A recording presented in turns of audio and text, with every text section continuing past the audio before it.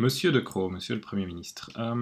Voilà, hier soir sur la VRT, vous avez annoncé qu'il était aujourd'hui aussi dangereux d'aller en Suisse qu'en Syrie. Je ne comprends toujours pas très bien en quoi les dangers quand on sera en Syrie sont similaires à ceux ou comparables à ceux qu'on prend en allant en Suisse. Mais j'imagine que dans les prochains jours, vous allez nous donner plus d'informations là-dessus. Donc si on retourne à la situation suisse, hein, il y a des gens qui aiment bien aller skier en Suisse par exemple, aujourd'hui avec les vacances de carnaval, donc j'imagine je pars avec ma petite famille en Suisse, qu'est-ce qui se passe? Je prends ma voiture, je mets mes enfants dedans, ils font partie de ma bulle, là-bas j'arrive dans l'appartement que j'ai loué, j'habite là avec mes enfants, un peu à la même manière que chez moi, donc je pense pas que le risque de contamination est plus grand. Qu'est-ce que je vais encore faire là-bas? Ben, je vais aller au supermarché, ben oui, comme en Belgique, je vais aller au Delhaize, j'irai au Deleuze là-bas. Je pense pas que le risque est plus grand au Deleuze là-bas qu'ici. J'ai pas non plus vu déjà beaucoup d'études scientifiques qui nous démontraient que les supermarchés étaient des endroits de contamination élevés. Donc ça n'est pas un problème non plus. Les restaurants, les bars sont fermés. Il y a même beaucoup de magasins non essentiels qui sont fermés en Suisse, contrairement à chez nous. Donc c'est plus strict que chez nous dans certains aspects. Donc tout ça, il n'y a pas moyen de faire. Donc qu'est-ce qui reste? Il reste ben, le ski. Donc pour le ski, en effet, il faudra faire quelques fils devant les remontées mécaniques. Fils en plein air, donc un peu comme chez Ikea.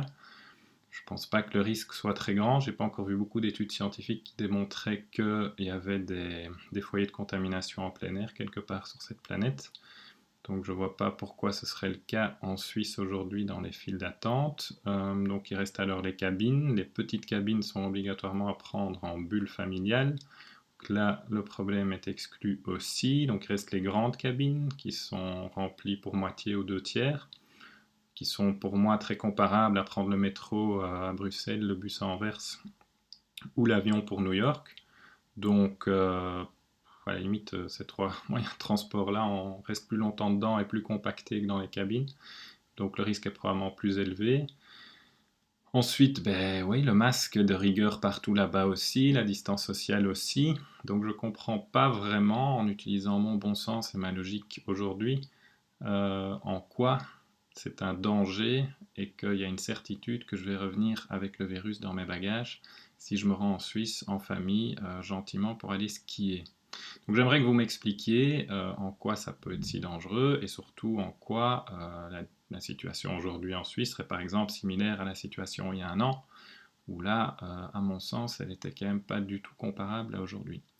Merci de me donner vos explications parce que je pense que comme moi, il y a beaucoup de Belges qui ne comprennent plus ces mesures, hein, parce qu'on doit vous croire sur parole, mais il n'y a pas d'argumentation, pas de base scientifique pour la plupart des choses que vous nous proposez. Donc ben, ça devient difficile pour beaucoup d'entre nous d'accepter et de comprendre toutes ces mesures, en tout cas la manière dont vous nous les imposez aujourd'hui. Et puis bon, oui aussi, ben, pourquoi est-ce que c'est aussi dangereux d'aller en Syrie qu'en Suisse? Ça, j'aimerais vraiment avoir une réponse aussi. Merci beaucoup.